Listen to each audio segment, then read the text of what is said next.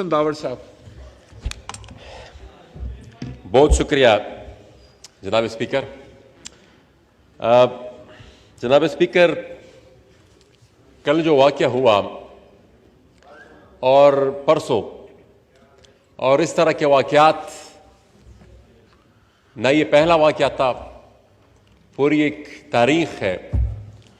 और इसी तरह के वाक़यात के बारे में हमारे पश्तो के एक शायर साहब शाह साबिर साहब, जिनके अशार मैं अक्सर अपनी जलसों में, अपनी तकारीर में कहता हूँ, और वो कहते हैं कि सदा जलूस सदा जलसे सदा गज़ा शहीदान मुंग बेहुनर पुख्तनो सरा वला शहीदान और पमैदान मा जंगवी माला शाह बसेरा कवि हो ब्या द मैदान पवेश के नमनी जमा शहीदान और मुंगा द यो जंग न खबर न शुचि चाओ गठो मुंगा द हर जंग न रवड़ी दी बला शहीदान। जनाब स्पीकर, ये शुहदा का एक ना रुकने वाला सिलसिला जिसकी अक्कासी इन अशार में की गई है कि जंग होते हैं और हमें किसी जंग की यह खबर नहीं होती कि ये जंग किसने जीती, लेकिन वो जंग सिर्फ हमें शहीद पे शहीद दे रही है। कल परसों जो वाक़या हुआ, कल उस पर जो डिबेट हुई, तो संजीदगी का आलम तो यह है कि पहले तीनों लाइन हमारे खाली है। ये हमारी संजीदगी, चतवाली साहब आप तो खैर, ये तीनों लाइन गैर हाजिर है।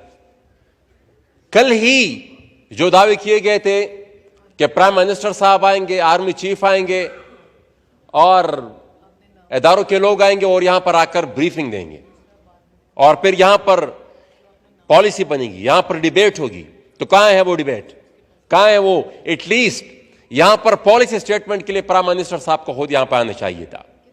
बहरहाल ये वही तरजीहात हैं, ये वही तरजीहात हैं जो कि हमारी है नहीं, इसलिए हमारा आज ये हाल है। और साथ ही साथ जनाब स्पीकर, मैं इसी मौजू के तनाजुर में यह बात भी करूंगा कि हमारे इसी हाउस के ऑनरेबल मेंबर अली वजीर साहब की जमानतें सिंध में भी तकरीबन तमाम मंजूर हो गई हैं, खैबर पख्तूनख्वा में भी तमाम मंजूर हो गई हैं, उनके सिर्फ रिहाई बाकी है। और हमें यह खदशा है कि शायद फिर कहीं से कहीं केस छुपाया और वो निकाल कर फिर डाल ना दिया जाए, लेकिन वो तो अलग बात है, केसेस अलग बात है। एटलीस्ट उनका प्रोडक्शन ऑर्डर जारी होना चाहिए था। और अब जो रूल्स में अमेंडमेंट हुई है और जो मे के बजाय शल रिप्लेस हुआ है, तो मेरे ख्याल में ये पर अब स्पीकर की डिस्क्रिशनरी पावर नहीं रहती, जो भी मेंबर पाबंद सलासल हो उसको हाउस में होना चाहिए। जनाब स्पीकर, ये जो दहशतगर्दी का नासूर है, हम यहां पर आते हैं, तकारीर करते हैं, तनकीद करते हैं, दावे करते हैं और ये मसला हल नहीं होता। ये क्यों नहीं होता हल? ये कल जो तकारीर हुई, उसी तकारीर का इंसान अगर तज्जिया करे, उसी का एक जायजा ले, तो फिर उससे पूरी वजाहत हो जाती है कि यह मसला हल क्यों नहीं हो रहा। मसला कुछ और है। यहां पर जितने भी तकारीर हो रही थी कल, एक आध के अलावा, मैं कुछ ज्यादा जेनरिक स्टेटमेंट नहीं दूंगा, एक आध के अलावा जितनी भी तकारीर हुई किसी ने सच नहीं बोला। वो मसला हमारा कुछ और है और हम कहीं और फंसे हुए हैं, प्रॉब्लम कहीं और से है और हम कहीं और बात कर रहे हैं, मसले को हम एक जगह दूसरी जगह फेंक रहे हैं, हम सच बोल ही नहीं रहे। हालात इस नहज तक आ पहुंचे हैं कि आज पेशावर में प्रेस क्लब के सामने खैबर पख्तूनख्वा की पुलिस ने एहतजाज किया है और वो अपने एहतजाज में ये नारे लगा रहे हैं कि ये जो ना मालूम है ये हमें मालूम है।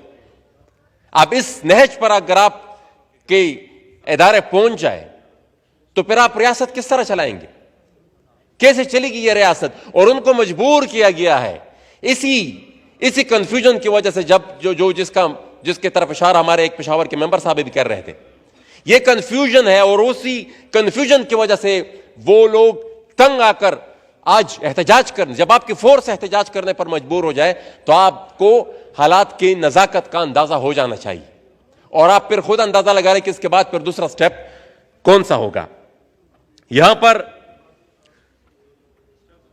पूरी डिबेट कल से पूरी की पूरी डिबेट वो उनको अफगानों के ऊपर डाल दिया गया। पूरी की पूरी डिबेट कि भाई इतने लोग आए, 40 लाख लोग आए, 35 लाख आए, 30 लाख आए, 1.5 लाख आए, 2 लाख आए। बाबा क्यों आए? उनके हंसते पसते उनके मुल्क को आपने तबाह बर्बाद कर दिया। और फिर जब वो आ रहे थे और आपके पास यहां पर डॉलर आ रहे थे तो उस वक्त ठीक था। उस वक्त वो मुहाजिरीन तो आप अंसार थे, क्योंकि यहां पर डॉलर आ रहे थे, हम कमा रहे थे। और उस जंग में भी फिर हमारा हिस्सा था। किसने हमें कहा था कि हम कराई के सिपाही का किरदार अदा करके अमेरिका की जंग लड़ाए अफगानिस्तान में और अफगानिस्तान को हम तबाह बर्बाद करें? और फिर एक जगह पर यह बात रुकती नहीं है। ये एक जगह पर यह बात रुकती नहीं है। हमने पूरी की पूरी पूरे अपने मुल्क को अमेरिका के हवाले कर दिया और उनको इजाजत दी कि जितने भी अपनी प्रॉक्सी वॉर्स लड़नी है, जितने भी उन्होंने अपने स्ट्रेटेजिक गेम लड़ने हैं, हमारा मुल्क हाजिर है, हम ताबेदार हैं, हम लड़ेंगे आपके लिए, हम आपको प्रोवाइड करेंगे अपनी सरजमीन।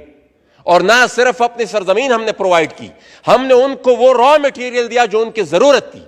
उनकी यूनिवर्सिटी में हमारे लिए निसाब बनकर आता था। हमारे बच्चों को जंगी जुनूनियत उनमें पैदा करने के लिए वो निसाब बनकर आता था। हमारे निसाब में शामिल होता था कि 2 क्लाशनकोप जमा 2 क्लाशनकोप 4 क्लाशनकोप, और चाहे उर्दू हो, मैथमेटिक्स हो, केमिस्ट्री हो, इंग्लिश हो, मुताला जो कुछ भी हो, वो सब कुछ जंग के इर्द गिर्द वो सारा माहौल वो उस एक ही दायरे में फिर रहा था। तो एक ना सिर्फ हमने अपनी जमीन दी, बल्कि एक ऐसी माइंडसेट उनको देने की कोशिश की जो उनके मकसद के लिए लड़े, जो जंग में उसमें शरीक हो, उनकी जंग में शरीक हो जो हमारी नहीं थी। जो अमेरिका लड़ रहा था अपने सियासी मकासद के लिए, अपने स्ट्रेटेजिक इंटरेस्ट के लिए, और उसके फिर कंटिन्यूएशन में फिर आगे क्या होता है वो तो हो गया। मुजाहिदीन का दौर गुजर गया, फिर उसके बाद तालिबान का फेज 1 आया।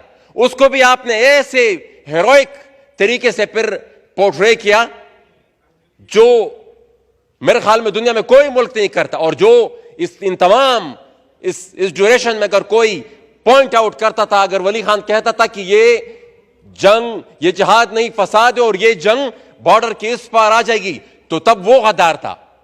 आज हम जब ये बात कर रहे हैं कि ये जो जिस तरीके से स्पॉन्सर्ड जंग अफगानिस्तान में लड़ी गई और या लड़ी जा रही थी, ये तबाही है, ये बर्बादी है, फिर हमें एजेंट करार दिया गया था।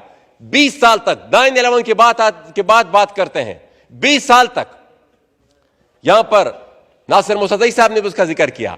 20 साल तक हमने यहां पर तालिबान को तहफ़्फ़ुज़ दी, यहां पर हमने उनको प्रोटेक्शन दी, यहां पर उनको हमने खर्चे दिए, उनको लॉजिस्टिक सपोर्ट दी, उनको पैसा दिया, उनको हमने प्रोटेक्शन दी। अगर हम वो प्रोटेक्शन ना देते तो ना आज वो अफगानिस्तान पे काबिज होते और ना ही उसी के तसलसल में यहां पर ये जो कुछ हो रहा है, धमाके हो रहे हैं, तबाही बर्बादी हो रही है, ये सब कुछ होता।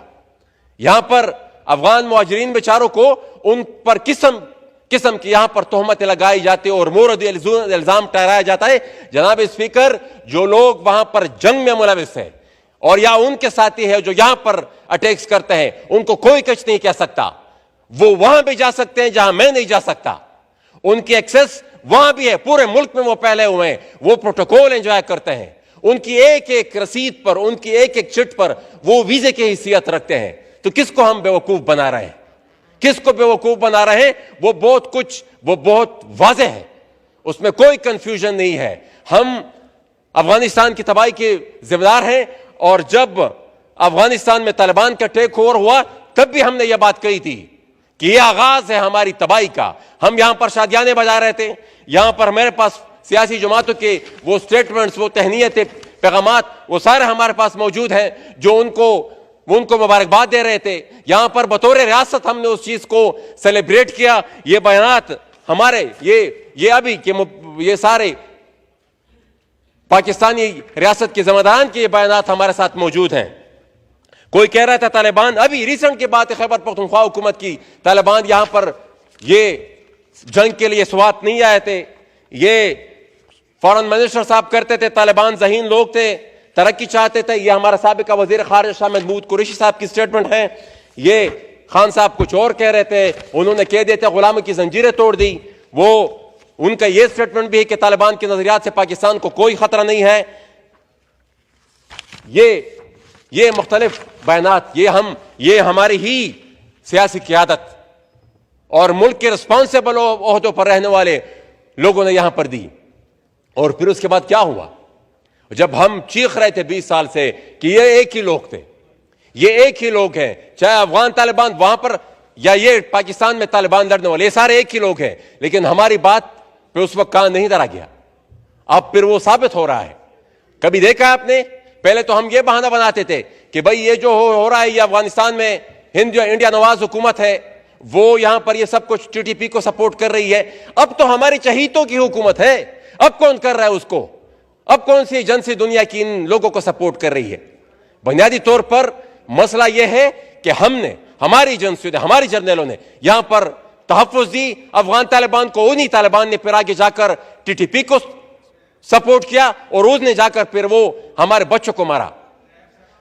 जनाब स्पीकर, एक बात बहुत क्लियर है, जिस दिन तक हमारे पड़ोस में अफगानिस्तान में तालिबान काबिज रहेंगे, पाकिस्तान समेत पूरी रीजन में अमन नहीं आ सकता। यह एक हकीकत है। नजरियात हर किसी के अलग अलग होंगे, लेकिन यह इस हकीकत है, इसको कोई जुटा नहीं सकता। अब मैं इस पर आऊंगा। कल यह भी डिबेट हुई कि खुदकश पंजाब में जब होता था तो कौन थे, वो तो उनका ताल्लुक भी पंजाब से नहीं था। तो जनाब स्पीकर, मैं सिर्फ एक बात कहूंगा कि खुदकश अगर हमारे इलाके से उनका ताल्लुक था भी, तो उनको ट्रेन करने वाला कर्नल इमाम और जनरल हमीद गुल ये कौन थे? किसने उनको भिजवाया था? कौन ने इन सादा जहनों को वरगलाने के लिए रियासती मशीनरी इस्तेमाल की थी? कौन थे वो लोग? वो हमारे नहीं थे। ये रिकॉर्ड का हिस्सा है, ये हम छुपा नहीं सकते। हम 100 दफा भी अगर चाहें कि इन तमाम हकायक को हम छुपाए, हम छुपा नहीं सकते। और ये साउथ एशिया टेररिज्म पोर्टल की रिपोर्ट मेरे साथ मौजूद है, और उस रिपोर्ट के मुताबिक 66,000 जो जाने गई हैं इस वॉर ऑन टेरर में, उनमें से 40,000 का ताल्लुक खैबर पख्तूनख्वा से। और हम ये नहीं कहते कि दहशतगर्दी कहां, हम किसी सूरत दुनिया के किसी कोने में भी उसको जस्टिफाई नहीं कर सकते, लेकिन यह तकाबुल भी दुरुस्त नहीं था जो कल यहां पर हो रहा था। इन तमाम 66,000 में पंजाब में सिर्फ 2500 नुकसानात हुए हैं। हम चाहते हैं कि एक भी ना हो, लेकिन यह कोई कंपैरिजन ही नहीं है। मर मैं रहा हूं, तबाह बर्बाद मैं रहा हूं, मईशत मेरी तबाह हो गई, नस्ल मेरी तबाह हो रही है, और ये इसको इसी प्रिज्म से देखना होगा। जनाब स्पीकर, यहां पर कल मैं तो मौजूद नहीं था, लेकिन फिर जो सोशल मीडिया पर मैंने देखा कि बातें हुई कि ज़रब-ए-अज़ब तरस के एक और ऑपरेशन की भी जरूरत है।